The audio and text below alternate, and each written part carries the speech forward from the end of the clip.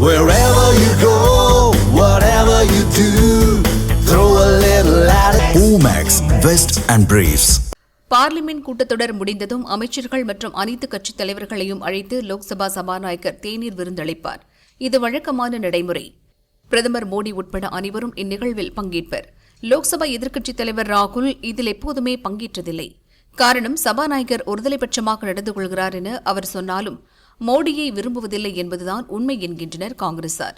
குளிர்கால கூட்டத்தொடர் முடிந்த நிலையில் சில தினங்களுக்கு முன் தேநீர் விருந்து நடந்தது. பிரதமர் மோடி, ராணுவ அமைச்சர் ராஜ்நாத் சிங் உட்பட பலர் பங்கேற்றனர்.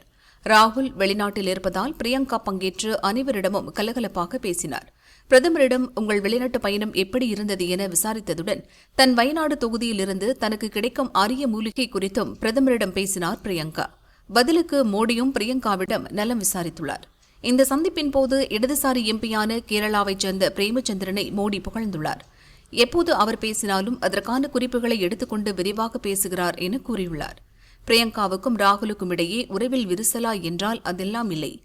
இந்த முறை லோக்சபா நன்றாகவே நடந்தது. எதிர்க்கட்சிகளுக்கும் அதிக நேரம் ஒதுக்கினார் சபாநாயகர் ஓம் பிர்லா.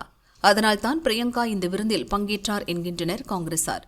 பார்லிமெண்டில் மோடி அரசை விமர்சித்தாலும் தன் தொகுதிக்கு வேண்டியதை சம்பந்தப்பட்ட அமைச்சர்களை சந்தித்து சாதித்துக் கொள்கிறார் பிரியங்கா.